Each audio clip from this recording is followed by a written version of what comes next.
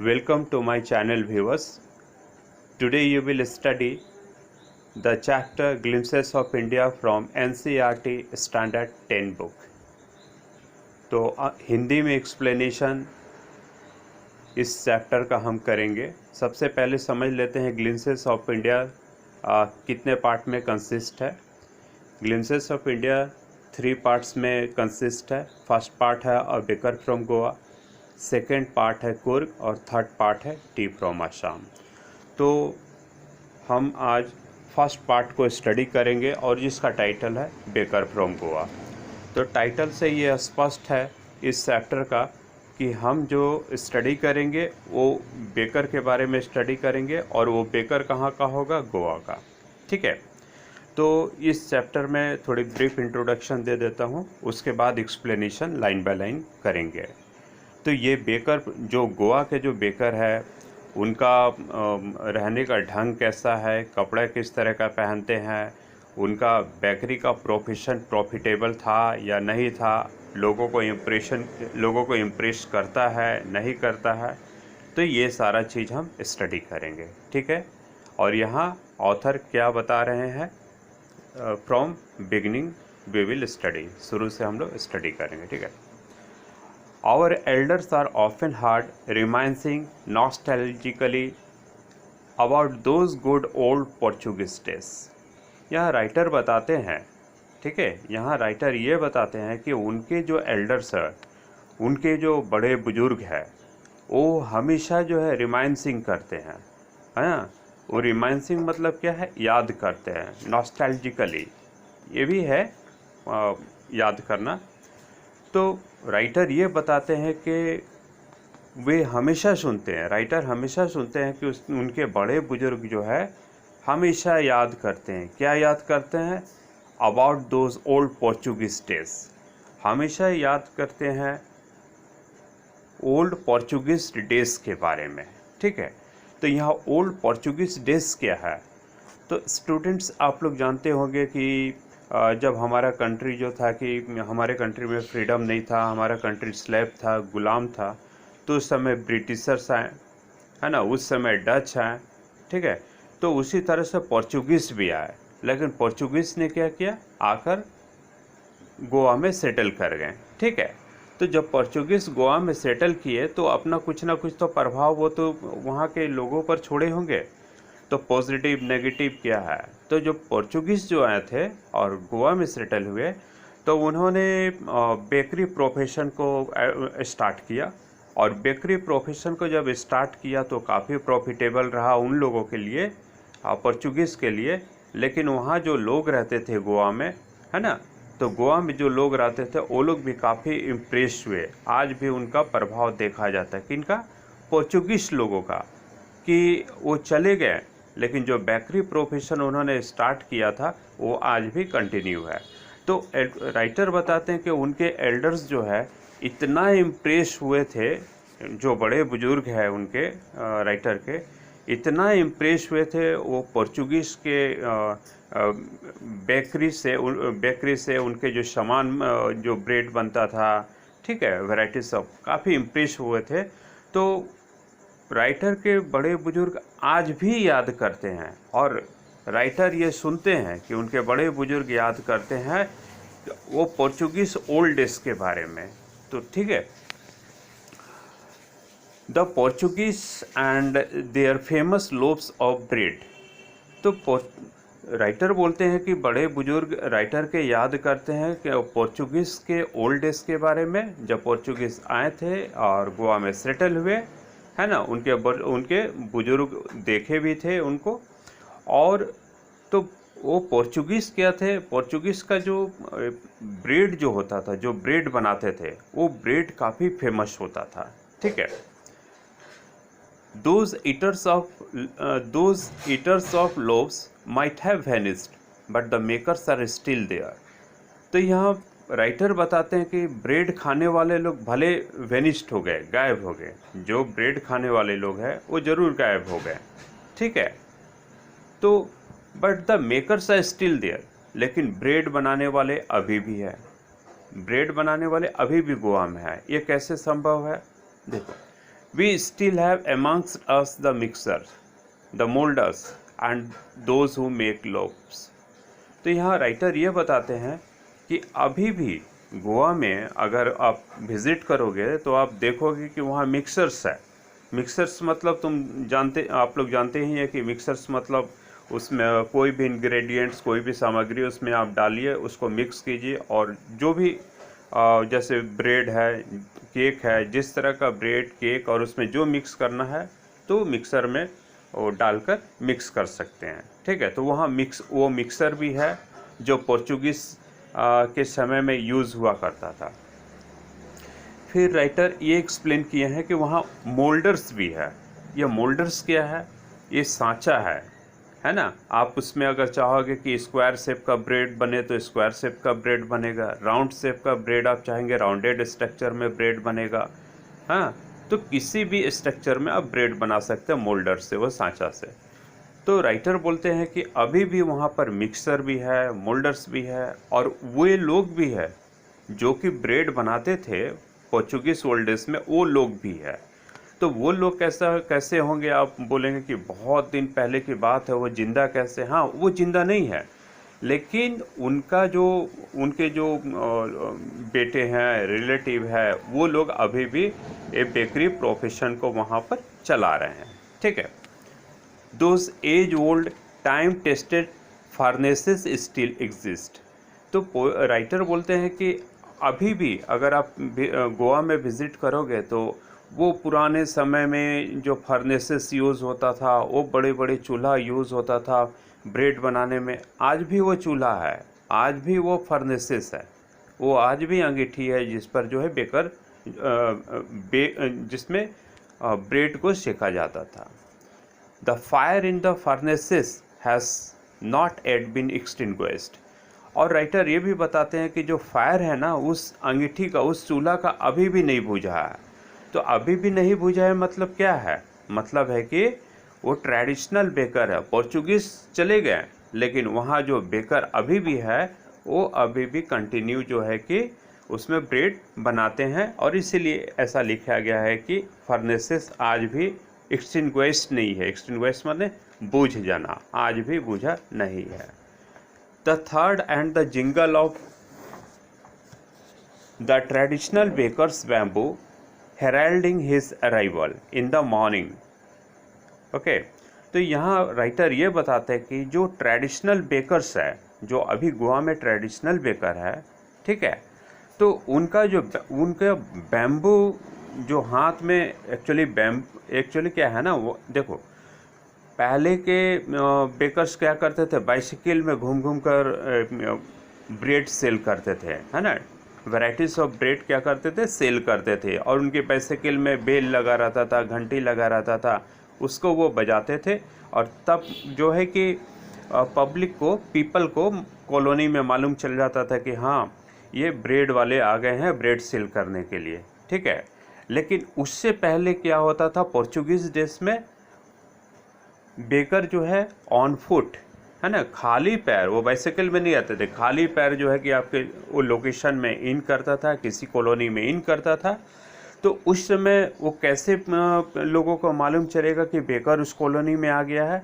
तो बेकर अपने हाथ में एक बैम्बू रखता था, है ना, एक बांस रखता था और वो बांस से क्या करता था, ग्राउंड में जोर जोर है ना टकराता था। तो टकराने से क्या होता था ना कि वो आवाज़ सुनाई पड़ता था लोगों को, बच्चे लोग को, और जब आवाज़ सुनाई पड़ता था तो बच्चे को समझ में आ जाता था कि बेकर जो है उसकी कॉलोनी में आ गए हैं, है ना। तो वो कोई घंटी नहीं रखता था, वो हाथ में बैम्बू रखता था एक, और वो बैम्बू को ज़मीन में मारता था और जो साउंड प्रोड्यूस होता था उससे बच्चे झैंग झैंग करके साउंड प्रोड्यूस होता था। उसको सुन करके पब्लिक है या बच्चे हैं, उनको मालूम चल जाता था कि किनका एंट्री हो गया, बेकर का एंट्री हो गया। वही चीज़ यहाँ लिखा गया है। एक बार और इसको हम रीड कर देते हैं ताकि समझने में प्रॉब्लम नहीं हो। The third and the jingle of the traditional baker's bamboo heralding his arrival in the morning. तो थर्ड एंड जिंगल, ये थर्ड एंड द जिंगल क्या है? ये जो बांस को जो वो ज़मीन में पटकते थे बेकर, तो उस समय इस तरह का साउंड प्रोड्यूस होता था, है ना।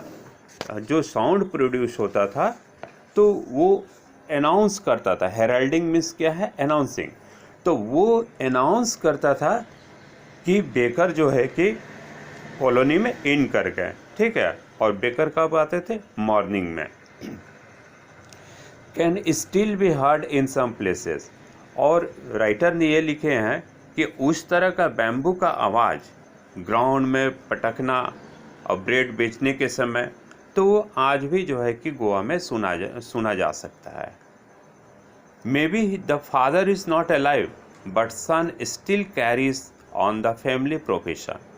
यहाँ राइटर ये बोलते हैं कि फादर जो है, मतलब कि जो बेकर पहले पोर्चुगीज देश में थे, तो वो तो स्टार्ट किए बेकरी प्रोफेशन।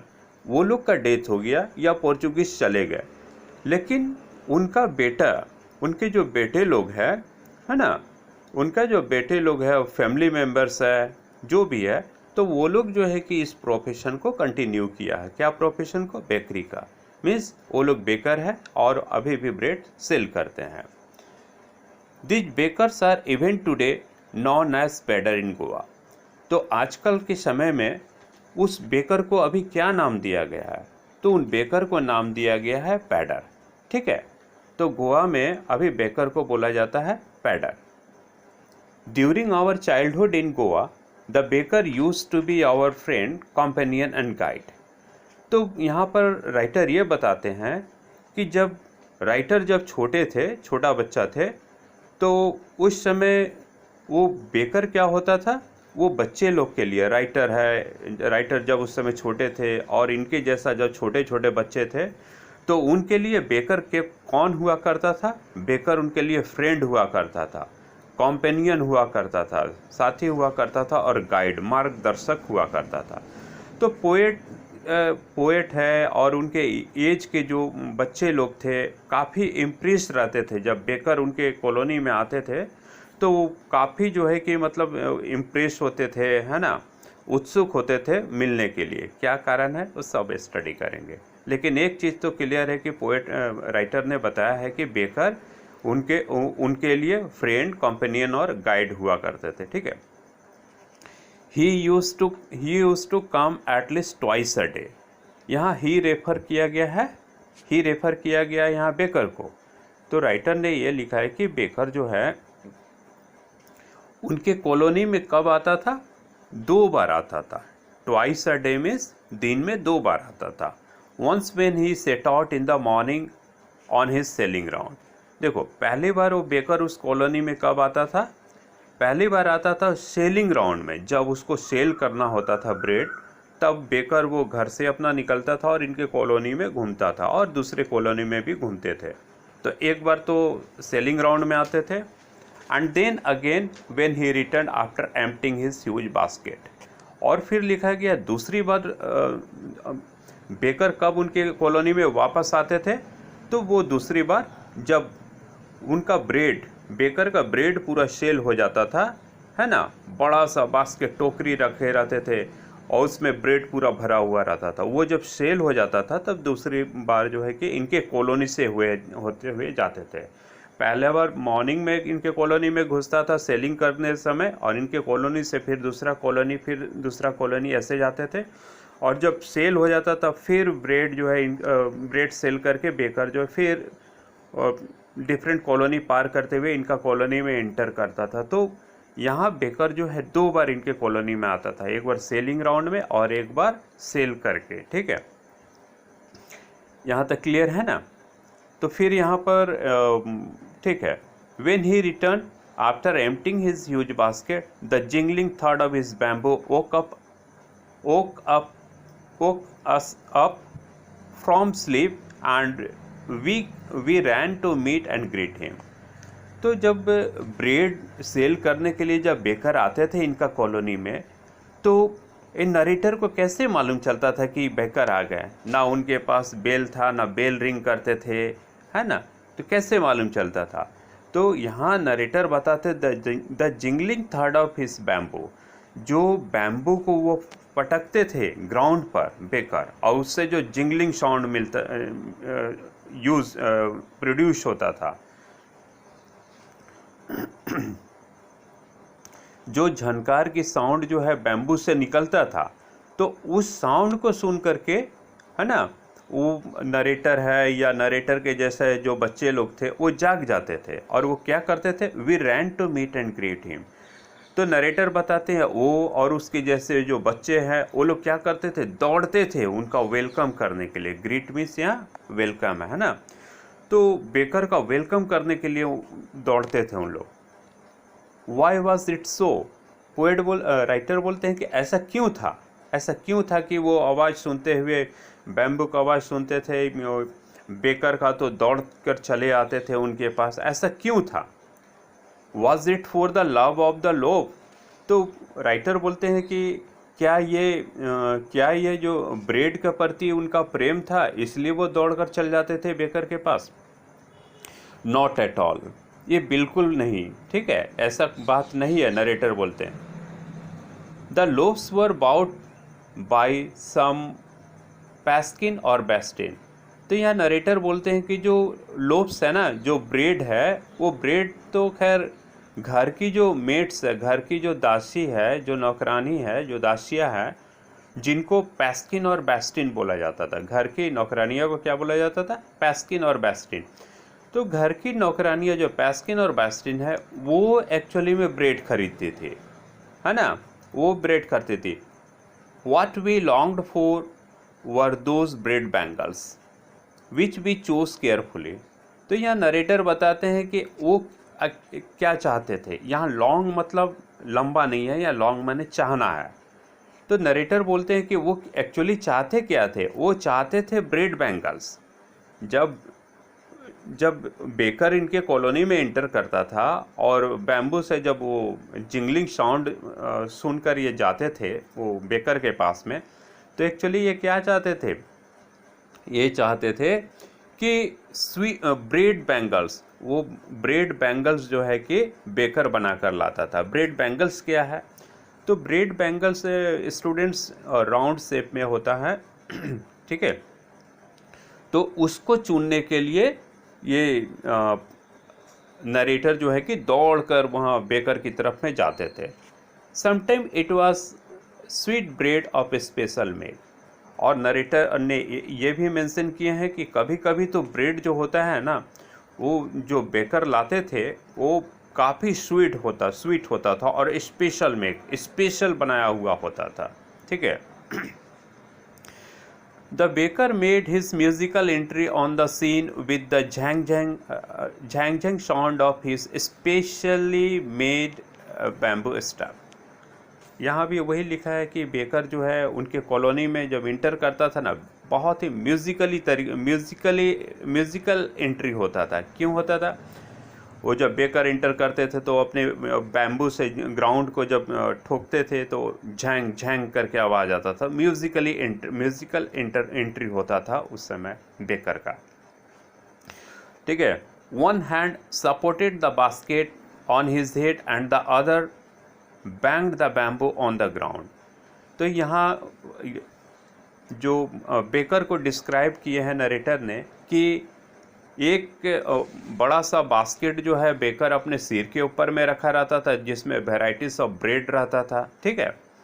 और दूसरी हाथ उनका कहाँ ठीक है, सिर के ऊपर में क्या रहता था, एक बड़ा सा basket full of varieties of bread रहता था, वो सिर के ऊपर रहता था वो बास्केट, टोकरी। और एक हाथ से वो क्या करते थे, टोकरी को सपोर्ट करते थे, और दूसरी हाथ में क्या रहता था, बैम्बू रहता था, जिससे ग्राउंड में वो ठोकते थे। क्लियर है। He would greet the lady of the house with good morning. और जैसे ही बेकर उनकी कॉलोनी में आता था तो बहुत ही अच्छा तरीका से क्या करता था, लेडी को वेलकम करता था। ग्रीट मतलब क्या है यहाँ पर, वेलकम, है ना। तो किस तरह से वेलकम करता था, गुड मॉर्निंग, जैसे गुड मॉर्निंग मैम, इस तरह से बेकर जो है वेलकम करता था कि इनका जो लेडी को कॉलोनी में देखता था। And then place the basket on the vertical bamboo. और उसके बाद वो क्या करता था, उसके बाद जो है ना बास्केट, जो टोकरी है, उसको वर्टिकल बैम्बू में रखता था। एक बैम्बू मीन्स लकड़ी जो है ना, बांस है, बांस से लकड़ी बनता और लकड़ी का स्टैंड रखा रहता था वो, तो उसी के ऊपर वो टोकरी को रखता था, ज़मीन में नहीं रखता था। तो we kids would be pushed aside with a mild rebuke and the loaves would be delivered to the servant। यहाँ नरेटर बताते हैं कि वो और उसके जैसे जो छोटे बच्चे थे तो उनको जो है बेकर जो है कि माइल्ड रेब्यूक, हल्का फुल्का डांट करके वो लोग को दूर कर देते थे बच्चा लोग को। तो जानते ही हो जैसे ब्रेड सेल हो रहा है या कोई टेबल सेल हो रहा, तो बच्चे खरीदे या ना खरीदे भीड़ बहुत लगाएंगे और डिस्टर्ब ज़्यादा करेंगे। तो बेकर क्या करते थे, माइल्ड रेब्यूक, है ना, रेब्यूक माने डांटना, माइल्ड माने हल्का फुल्का डांट करके बच्चा लोग को साइड में कर देते थे। और ब्रेड किनको देते थे, ब्रेड सर्वेंट को देते थे। कौन सर्वेंट, सर्वेंट को यहाँ पैस्किन और बेस्टिन बोला गया है। और एग्जाम में भी आता है कि पैस्किन और बेस्टिन से आप क्या मेड सर्वेंट को क्या बोला जाता है, तो पैस्किन और बेस्टिन। But we would not give up. और यहाँ राइटर बोलते हैं कि वो इतना आसानी से हार नहीं मानते थे। क्या चीज़ के बारे में, वही ब्रेड, वो किस तरह का ब्रेड लाए हैं बास्केट में उसको देखने का। बेकर तो भगा देते थे। We would climb a bench और the parapet and peep into the basket.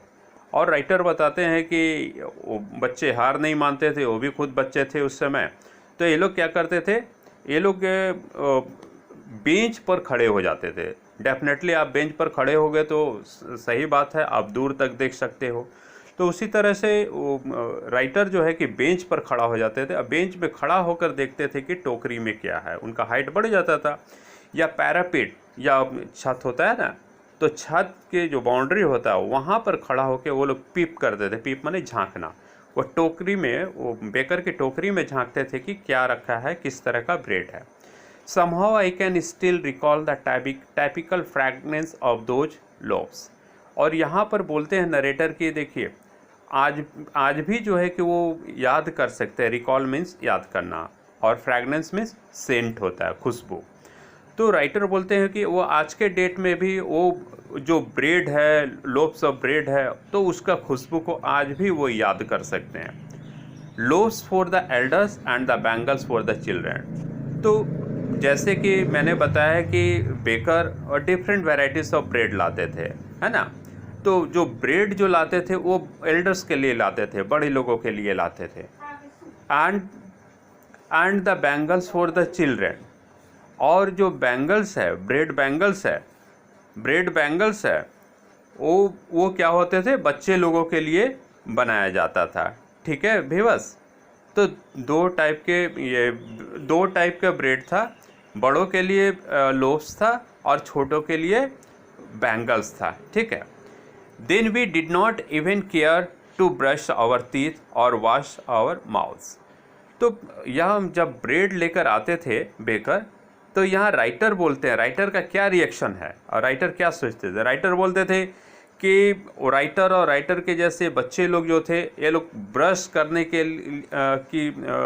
का कष्ट नहीं करते थे और ये लोग माउथ भी वॉश करने का, है ना, मुंह भी धोने का कष्ट नहीं करते थे ठीक तरीके से। क्या, एंड वाई शुड बी।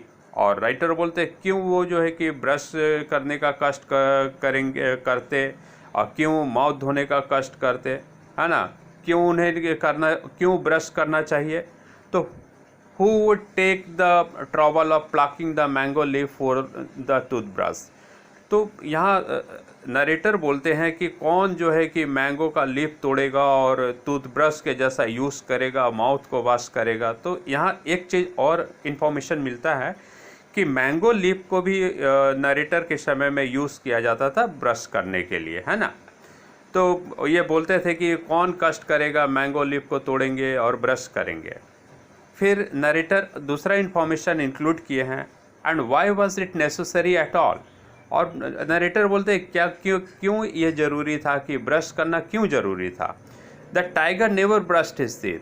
अब नरेटर जो है अपने को टाइगर से कंपेयर करते हैं, बोलते टाइगर कभी तो ब्रश नहीं करता, टाइगर खाने से पहले कभी ब्रश करता है नहीं। तो tiger never brushed his teeth, तो वो सोचते हैं कि वो भी एक टाइगर के जैसा है। Hot T could wash and clean up everything so nicely after all. और नरेटर यहाँ बोलते हैं कि जो हॉट टी है ना, जो गर्म चाय है, वो गर्म चाय पीने से वो क्या होगा कि उसकी दांत को पूरा साफ कर देगा, वो भी बहुत अच्छी तरीक़ा से। क्लियर है? फिर नरेटर यहाँ एक्सप्लेन किए हैं, marriage gifts are meaningless without the sweet bread known as the bol. तो यहाँ नरेटर ये मेंशन किए हैं कि देखिए गोवन लाइफ में, जो गोवन लाइफ मतलब गोवा के जो लोग हैं, तो उनके जीवन में जो है कि marriage gifts are meaningless without the sweet bread. Okay, तो मैरिज गिफ्ट अगर ये लोग ले जाते थे, मैरिज गिफ्ट, किसी का मैरिज है तो गिफ्ट तो ले ही जाते हैं। हमारे कॉलोनी, आपके इन्वायरमेंट, आपकी कॉलोनी में भी ऐसा होता है, ठीक है, मैरिज गिफ्ट लेकर ही जाना पड़ता है जब मैरिज हो। लेकिन यहाँ मैरिज गिफ्ट में क्या है कि बोल नाम का एक ब्रेड होता था, एक स्वीट ब्रेड होता था, और वो स्वीट ब्रेड को भी जो है कि मैरिज गिफ्ट के जैसा दिया जाता था। आप मैरिज में अगर स्वीट ब्रेड अगर नहीं देते थे तो वो मीनिंगलेस नहीं, वो मीनिंगफुल नहीं होता था। कहाँ पर? गोवा में। तो स्वीट ब्रेड आपको देना ही देना है मैरिज गिफ्ट के रूप में। जस्ट एज पार्टी और फीस्ट, ठीक है, कोई भी पार्टी किए, किसी तरह का फीस्ट किए, भोज है, तो उसमें आपको देना ही पड़ता था।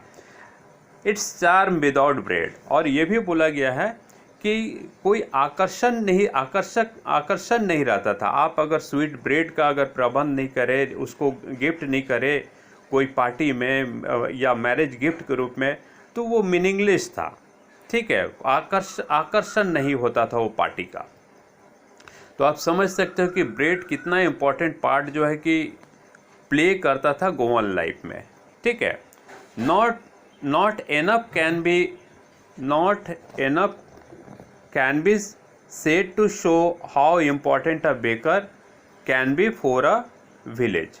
तो यहाँ ये लिखा गया है कि ब्रेड, कहने का मतलब ये है कि ब्रेड बहुत इम्पोर्टेंट रोल प्ले करता था गोवन लाइफ में, है ना। आप समझ लीजिए कि मैरिज है, और मैरिज में मैरिज गिफ्ट, ब्रेड जो है मैरिज गिफ्ट के रूप में दिया जाता था। तो सोच लीजिए कितना बड़ा बात है, उस समय कितना ब्रेड का इम्पोर्टेंट था। आज का डेट में भी वही है। The lady of the house must prepare sandwiches on the occasion of her daughter's engagement. अब ये देख लीजिए, अगर किसी लेडी का किन्हीं का मान लीजिए कि अगर डॉटर का एंगेजमेंट गोवा में, तो उस घर में लेडी ज़रूर सैंडविच बनाएगी। सैंडविच के बिना वो डॉटर्स का जो एंगेजमेंट है वो मीनिंगलेस है। केक्स एंड बोलियान्स are must for the Christmas as well as other festivals. तो यहाँ फेस्टिवल के भी बारे में बताया जा रहा है, सिर्फ मैरिज और एंगेजमेंट के बारे में नहीं बताया जा रहा है कि उसमें ब्रेड काफ़ी इंपॉर्टेंट रोल प्ले करता था। लेकिन अगर वहाँ क्रिसमस फेस्टिवल सेलिब्रेट होता है गोवा में, तो केक्स है और बोलियान्स भी एक काइंड ऑफ ब्रेड है। तो केक्स और बोलियान को वहाँ बनाना बिल्कुल ज़रूरी है क्रिसमस में और दूसरे फेस्टिवल्स में, नहीं तो वो फेस्टिवल मीनिंगलेस हो जाता था। 10. The presence of bakers furnace in the village is absolutely essential. तो यही सब कारण है कि अभी भी जो बेकर का जो अंगीठी है विलेज में, गोवा के विलेज में, वो काफ़ी अनिवार्य है। द बेकर और bread seller of those day had a peculiar dress known as the kabai. तो बेकर और ब्रेड सेलर, गोवा के जो बेकर है, जो ब्रेड सेल करते हैं और बनाते हैं, ठीक है, उस दिन में, उस समय पोर्चुगीज डेज में जो बनाते थे, तो उनका ना पिकुलियर ड्रेस, वो कुछ अजीब सा ड्रेस पहनते थे वो बेकर, और उस ड्रेस का नाम क्या था? कबाई, ठीक है, उस ड्रेस को कबाई बोला जाता था। It was a